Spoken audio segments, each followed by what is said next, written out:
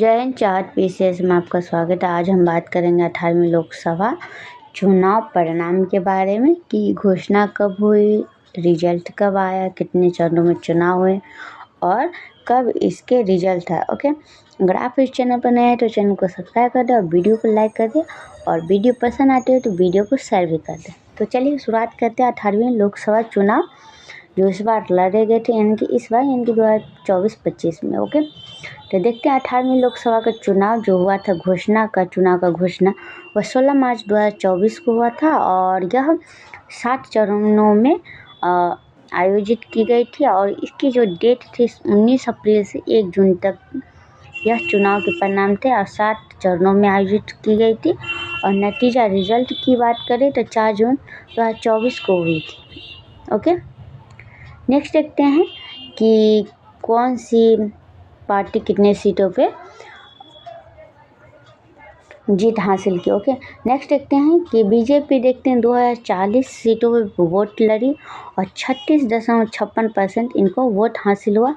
INC इनकी national Indian Congress की बात करें तो 99 सीटों पे इन्होंने इलेक्शन लड़ी थी और 21.19% इनको हासिल हुए। समाज पार्टी की बात करें तो 37 सीटों पे मतदान करवाए थे और 4.58% इनको वोट प्राप्त हुए। ओके, AITC की बात करें तो 29 सीट पे और वोट प्राप्त हुई 4.37%। ओके, नेक्स्ट देखते हैं हम DMK पार्टी जो 22 सीटों पे चुनाव लड़ी थी और 1.82% पे इनको वोट मिले। ओके, TDP की बात करें तो 16 पे और JDU की बात करें तो 12 सीटों पे चुनाव लड़े थे और 1.25% इनको वोट प्राप्त हुई।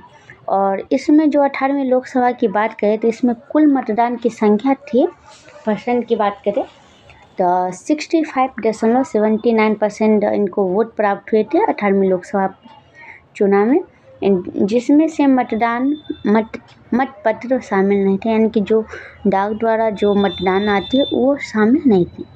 और सबसे अधिक जो वोट यहाँ पे प्राप्त दिया गया है वह किस राज्य या यूटी से दिया गया है, तो वो सबसे ज़्यादा देखते हैं लक्षद्वीप से सबसे अधिक मतदान प्राप्त हुए जो 84% है। और नेक्स्ट में है सेकंड में 81 असम से 81% असम से हुए। और सबसे कम की बात करें तो 56.19% बिहार से कम मतदान प्राप्त है और उसके बाद जम्मू कश्मीर से कम हुए। ओके, 56.58%। नेक्स्ट देखते हैं इस चुने गए सांसद में औसत आयु 56 वर्ष थी और 3 युवा सांसद थे, जिसमें से समस्तीपुर से देखते हैं हम संभवी चौधरी जी थी सबसे युवा सांसद की बात करें 18वीं लोकसभा में।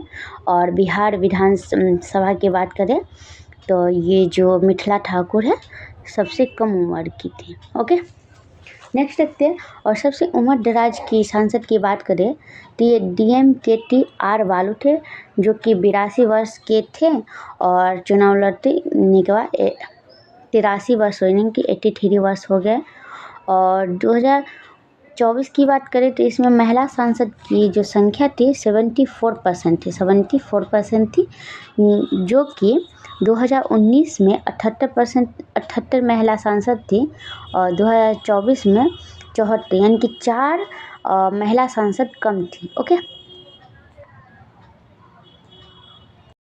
नेक्स्ट देखते हैं हम कि 2019 लोकसभा में जीते हुए 216 सांसद में मौजूदा सांसद भी चुनाव लड़े और 18वीं लोकसभा चुनाव में जो 46 सांसदों पर आपराधिक मामले दर्ज, यानी कि आपराधिक मामले अभी तक दर्ज है, फिर भी इन्होंने चुनाव लड़े और कितना परसेंट है 46% सांसद पे।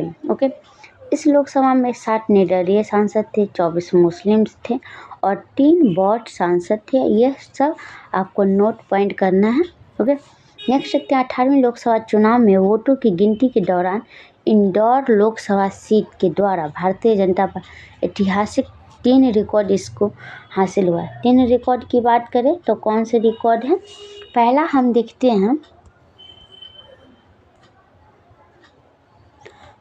देखते हैं कि भाजपा प्रत्याशी शंकर लालवानी को सर्वाधिक वोट प्राप्त हुए। कितना वोट प्राप्त हुए? तो 12,26,751 वोट प्राप्त हुए। और किसको ये हरा के आगे बढ़े हैं? तो यह हुई है संजय सोलंकी को हरा के इतने वोटों से आगे निकले हैं।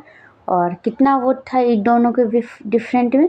तो इनको जो प्राप्त हुए संजय सोलंकी को 11,75,92 से वोट से इन्होंने पराजित इनको किया। ओके, नेक्स्ट देखते हैं इंदौर लोकसभा सीट के लिए सर्वाधिक 2,18,674 वोट को प्राप्त हुए, यानी कि संजय सोलंकी को इतना वोट प्राप्त हुए और जो शंकर लालवानी थे उनको इतना वोट प्राप्त हुए।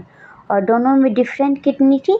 तो दोनों में 2,18,000 के करीब वोट डिफरेंट थी। ओके, नेक्स्ट देखते हैं हम कि अब तक के लोकसभा तथा विधानसभा चुनाव में नाटो में मिले सर्वाधिक मत। तो हम इसके बारे में बात कर रहे हैं कि 2019 में गोपालगंज बिहार में नाटो का सर्वाधिक मत प्राप्त हुए, यानी कि 51,660 मत मिले। यानी कि नाटो मतलब अगर आपको कोई नेता नहीं पसंद है तो आपको नाटो का ऑप्शन रहेगा। ओके, वीवी मशीन में, तो आप वहाँ पे आप नाटो का प्रयोग कर सकते हैं। ओके,